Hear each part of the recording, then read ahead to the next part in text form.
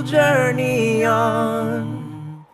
Live my greatest life, yeah. Dr. Walls and friends. Dr. Walls and friends. Dr. Walls and friends. Back to Dr. Walls and Friends. And boy, y'all should have been here during commercial break. You talk about a question posed by one of the doctoral students. And I know I said when we came back we were going to talk about your role in leadership development, but I think this even ties into that as well. Andale? All right, so we're gonna jump to you because the question was originally kind of posed to you, and it ties so deeply into optimal psychology. So go on and tell the people about it. Sure. So the question, should we let him ask the question? Sure. Why don't you ask the question? Okay. So I'm sort of trying to see your thoughts. So I've been looking at as well, how slavery could have been possible and how it was ethically reasoned within European culture. And one of the ideas that I had, at least, is that there is a deep spiritual element missing in European culture due to, as I described, self-oppression by part of Europeans on themselves as a result of Catholicism sort of removing a lot of the divine cultural aspects that existed prior to sort of like the rise of the Holy Roman Empire, which in a way kind of weirdly coincided with the removal of the divine feminine, which I also associate with spirituality from European culture as well. So just sort of seeing your thoughts. Excellent. So we're looking at the return of the divine feminine with optimal psychology, and the question you raise in terms of how optimal theory looks at that happening has to do with the cultural worldview or the philosophical assumptions and principles shaping that cultural worldview I call a conceptual system. And all people have certain philosophical assumptions and principles that not only inform what they perceive, but how they think about it, how they feel about it, what they do, ultimately their experience. And so if you look at the historic conceptual system of Western people, you see that their ontological premise, their premise about what is the nature of reality, has always emphasized the material aspect. But what reality then becomes what their five senses inform, and there may be an aspect to reality we call spiritual, but it's believed to be separate from and secondary to the spiritual aspect. What that does then is that cuts them off from any kind of highly developed moral reasoning. Even their researchers note that. And it also cuts them off from any sort of spiritual anchor. It allows them to behave in ways that are totally contradictory. So, for example, we can have a democracy with freedom and justice for all while we have slaves at home who have no human rights whatsoever. That kind of illogic then becomes solidified within a cultural worldview that says, well, that's just the way we see the world. We are assuming that reality is essentially a material phenomena. We're assuming that the nature of knowledge is external, so one knows by counting and measuring. We're also assuming that what is of highest value is acquisition of objects. So in my theory of optimal psychology, I delineate a whole series of philosophical assumptions and principles that shape the Western worldview, as well as, or the suboptimal view as I came to call it, because it's that view that leads to racism, sexism, classism, ageism, heightism, weightism, elitism. All of those come from that same dysfunctional and flawed worldview. In looking at traditional African culture, particularly the wisdom tradition of African deep thought, the philosophical assumptions and principles I characterize as optimal because it allows for sustainable well-being and peace and eternal happiness. But those two different worldviews, the optimal and the suboptimal, then become worldviews, cultural perspectives, mindsets, conceptual systems that any human being can adhere to. And I loved your notion of self-oppression, because if we choose to adhere to the suboptimal set of assumptions, we are self-oppressing. We've given our power up and let someone else define reality for us. As non-immigrant Africans in America, everything was structured so we would do that our captors would take control of our thinking. So I'm going to shut up and pass it on. She could be two mics. Look. Go ahead, Dr. Gordon. I know you have something to say about that. Well, you're bringing in leadership because the masses of people are not sitting around figuring all this out. You're bringing in propaganda, which gives you ideological air cover for the way you treat yourself and other human beings. And if you follow this in history, you can see where the Christian religion is just made up.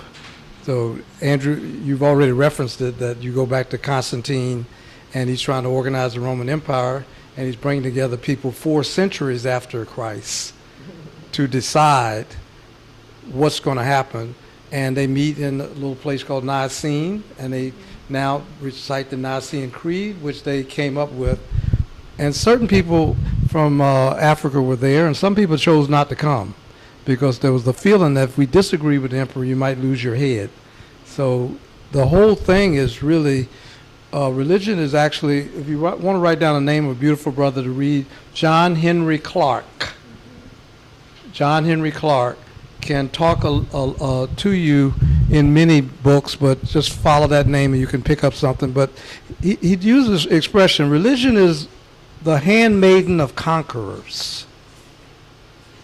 So it's lies agreed upon by people who will control you by military might, and it's just so much more efficient to control people by actually controlling their minds. You know, it's a very costly operation for people who believe in material stuff to run around always bayoneting you. They got to figure out a more efficient way to control you. So one of the things they do is to disconnect you from your spiritual systems and to devalue them. And I think a beautiful example of what you mentioned about the divine feminine, where you have man, woman, child as the Trinity, and man, woman upholding the universe, and as opposed to Father, Son, Holy Ghost, which they introduce a ghost, and the woman is left out. So we could follow that story in a lot of different ways as to how the propaganda gets set up. But in 1453, before everybody knows about 1492, Pope Nicholas V issues a decree saying it is appropriate to kill, extort, torture, murder all Africans because they don't have a soul, but they have gold. So you can see right there where they start structuring the ideological cover that you're not a human being. And then from there, you can set in motion a lot of people to do a lot of hurtful, things to you. So I'm fascinated by optimal psychology because you're saying we could not only study the question, how do we survive, but you could say, well, then how do we actually transform our circumstances? Right. Absolutely. We can actually have a reference That's the whole point. point of trying to figure out how we Right. survive. Right. Because if that's the historical context or basis for how we made it through, that's going to carry us to the next level because they haven't stopped in terms of their systems Ongoing. of dehumanization. Right. No, Right. it hasn't changed. So break down the optimal, the core, some of the core concepts Well, from. we're gonna come back. We're gonna just focus the segment on those core concepts. Okay. But one of the things that I'm hearing as far as freeing oneself from systems that were put in place is to do exactly what you did. Take a look at the data and ask questions. Because if you don't ask the questions, then you're going to continue to follow that which has been put in place. You're not going to be able to find where the stitch was put in or forced in to play. And so you continue to ask those questions, the same things that we do clinically. We're like, what is that path of thought that got you to this point? And it takes courage. It takes bravery because, yes, there are also part of the systems that let you know that you do get smacked and whacked or worse, right, if you ask those questions. There's so many times I remember one person I would ask questions and they would say, well, it's a mystery. And here I go, no, it's not a mystery. It's a question and there's an answer somewhere. And I'm going to keep asking questions. And I may not ask you anymore because you're not going to give me any. But I know there's answers out there. How many of you have burning questions that your school is not addressing? Okay, so keeping that part of you alive is so precious, and to me, it's so African to say we've been in tough circumstances, yeah, but not to let them get to what your spirit is for sale. Right. So now you're so broken down, you're not even believing you can even ask a question. Yeah. then they've really got you. Yeah. So, So yeah. we're going to take a quick commercial break because I know our viewers are asking questions and they got to go Google 14. What date was that? 1453. 1453. They have to Google. Pope Nicholas V. Yes, and Papal bull John Henry Clark. authorizing the destruction of Africa. Yes. Yes. And they have to look up John Henry Clark. John Henry Clark. Right. Yes. So, so take a moment, do some research, and we'll be back in just a moment.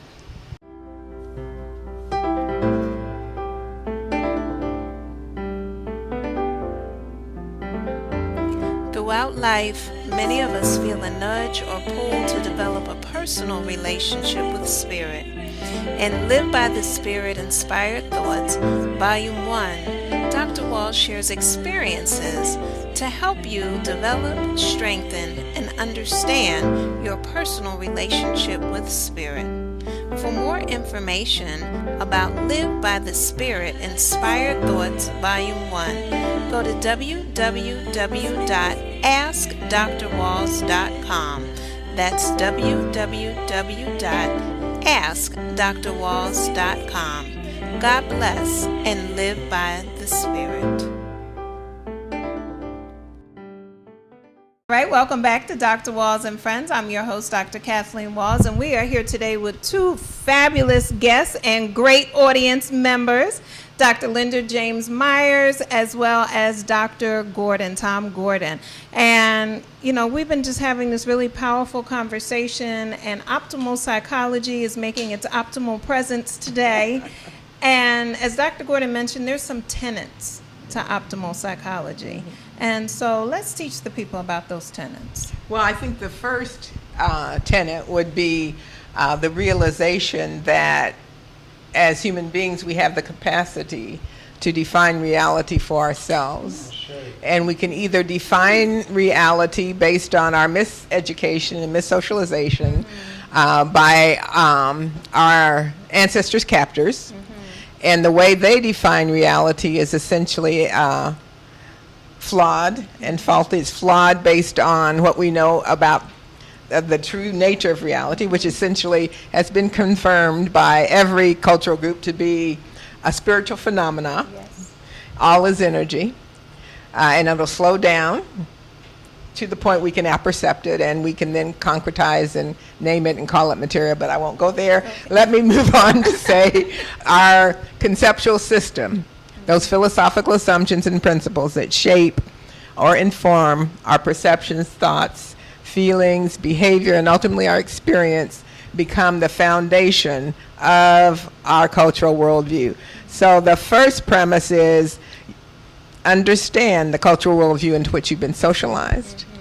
If you don't know the philosophical assumptions and principles undergirding your own cultural worldview, 9 times out of 10 you simply bought into the cultural worldview of dominant socialization. You need to critique that and think for yourself and hopefully become introduced to a more optimal construction of reality. Let me give you an example. If you buy into the suboptimal worldview of socialization in this context, in this social context, more than likely you base your identity and self-worth on external criteria. How you look, your income, your position, your education, where you got it, how much you got, the kind of car you drive, where you live. All those external trappings become not only who you believe yourself to be, but how good or badly you feel about yourself. There's a problem with that formulation of teaching a people to base their identity and self-worth on external criteria. And the central problem with that formula is it doesn't work. That basic sense of peace, security, value, and well-being all human beings so desperately need can't be achieved via external criteria or materialism. What happens? You get some, you want what? More. You get more and you want what? More. And how are you feeling in this process of getting more? Stressed, anxious, depressed, competitive, individualistic, Yes. prone to addictions, prone to violence, because the rage and anger you feel of not being able to achieve that security, particularly if you're black, because what we see is that in this social context, the material pie that is supposed to be the basis for your worth and well-being isn't evenly distributed. 3 external criteria automatically give you greater, more ready access to the pie. Those would be what? White skin, male gender characteristics, And I have history of family wealth, racism, sexism, classism, all foundational to that fragmented suboptimal view that has us not understanding who we truly are and why we should be intrinsically worthy. As Dr. Gordon mentioned, when you buy into that worldview, that sets you up to be competitive. You're competing with everybody for the piece of the pie. And does it matter how you get your piece? Depends on what color you are and when you first sought for your piece. Now, you can be the biggest crook on the planet if you did it in the 1700s or late 1700s. Then now you probably are people we look up to as the philanthropist.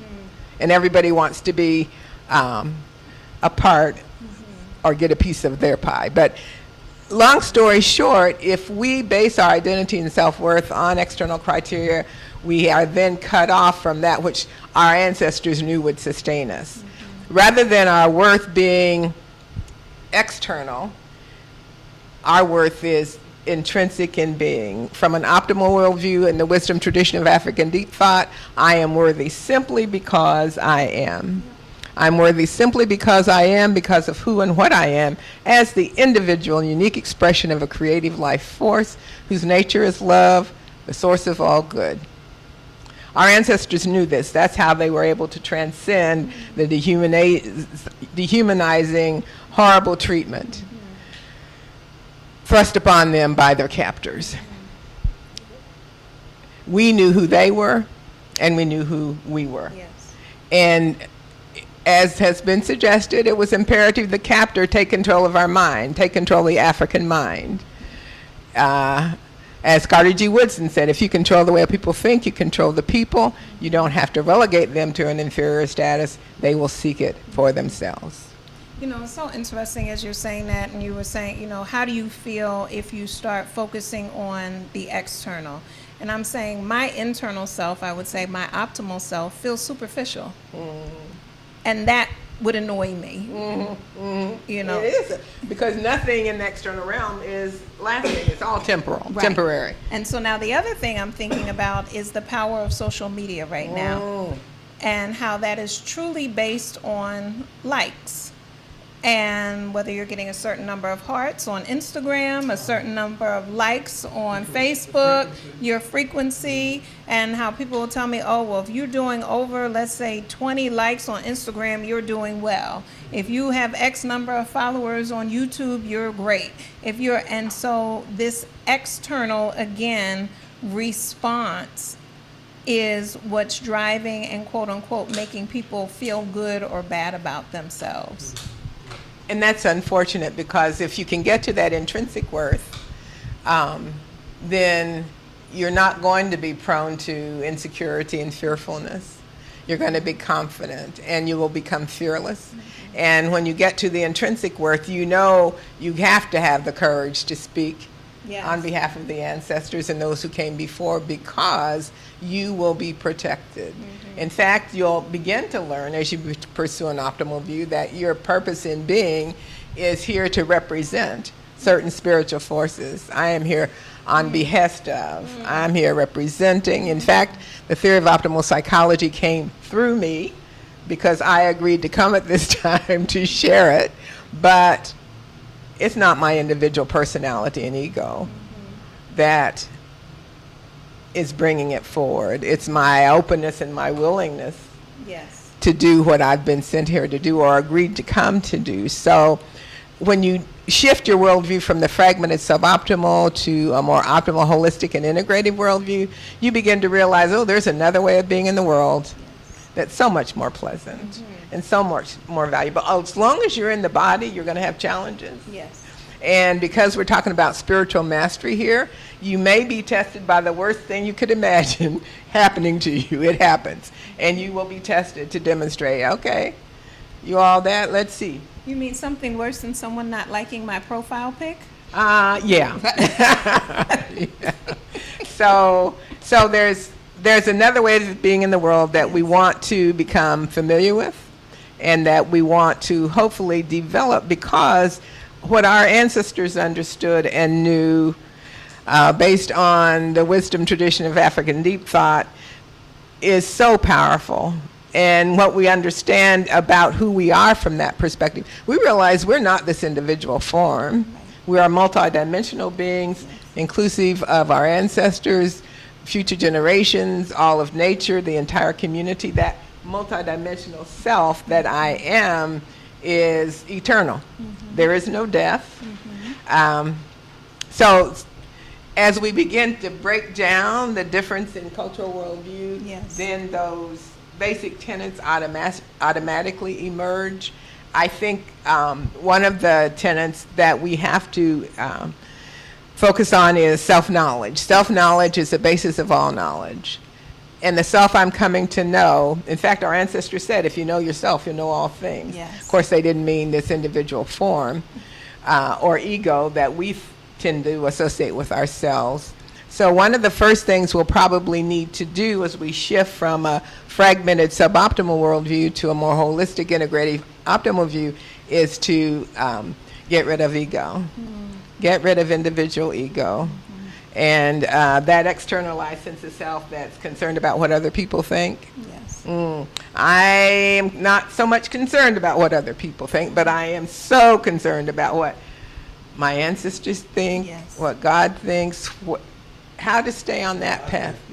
Right. Because ultimately that will translate into what I think. And if my moral compass is working and I'm centered in my spiritual beingness, that's pretty much what I need. That will lead me to attract the energies, the people, whatever else I need. In fact, my mother, Faye Eleanor Brown James, said to me upon her death, and she was a wise old woman at 95, but she was so funny. She said, I was just so heartbroken when she passed. I was walking out to the parking lot, just crying. And she came to me just very clearly in her smart ass voice saying, oh, you're the spiritual one, right? that was her telling me, That's right. what you told us is true. That's right. It is true. That's right. She was funny and very clever, so that was her way of affirming to me what we believe. Yes. And so there's no separation between us and our ancestors. They do and will communicate Yes. with us if we're open. So pretty much our challenge is this. Everything we've been taught is real, is unreal. And everything we've been taught is unreal, is real. Everything we've been taught is right, is wrong. And everything we've been taught is wrong, is right. So I have a training guide I call Our Health Matters that is designed to help people shift worldview. And I turn the 10 cardinal principles on their head. We start with cultivating the ability to distinguish between the real and the unreal, because we've been so immersed in this social context, we don't know. Cultivate the ability to distinguish between right and wrong. So we have a lot of work to do, but it's good work. Yes. And the beauty is that we can do that work from a place of peace Yes. and security and sustainable well-being and confidence and courage and fearlessness, because we've come to a time when these people who were crazy then, what can we say? We're in a social context now where we have this factless, anti-intellectual insanity going on that is filled with self-loathing that now is projected onto other people. So everything our ancestors needed to survive enslavement as chattel, we need today to survive and take leadership morally and spiritually into the future for the sake of all humanity. And so by activating that, how does one activate the courage? How does one activate the ancestral information? I think the biblical scripture said, ask, and it shall be given. Seek, Yes. and ye shall find. Yes. Knock, and the door shall be open. So what that has meant for me is at some point coming to the realization, as my mother said, all that you need, you have. My husband says that all the time. the divine force is within you, Yes. supplying all that you need. So I think the biggest challenge I find most people facing is trusting. Yes. Trusting that they are divine. So what happens when you shift cultural worldview? Your question isn't any longer, who am I? Yes. That question's been answered. I am divine spirit, divine being. You have a new question. How am I divine? How am I divine? And with that question, then you're going to look for other answers. Don't move through space without first coming from a place of peace. Yes. Don't make a decision. That's right. Don't peace first. Yes. Then after you get to that place of peace, you know what comes next? What's that? Love. Yes. Oh, just let that love surround you and immerse you. And then the ancestors came to me a few months ago and they said, Linda, just if you start with peace and the love, then the next thing is trust. Yes. Peace, love, and trust. The ancestors say, you do that and we got you. We got you. Peace, love, and trust. That's right. You know, it's so true because a lot of times people will try to move from a fear position, an avoidance position, and that's the complete opposite. And what you've talked about are a lot of opposites. And so people moving in what they perceive as a normal way is very much an abnormal way, which gives a whole new look at abnormal psychology. That is so true because so moving from a suboptimal to an optimal worldview is a developmental process. It's not something, okay, I'm suboptimal now. No, it's a developmental process. And that Our Health Matters talks about the optimization process, which I will go into if we have enough time, but if not. But, Well, we'll take a break. We're going to make enough time.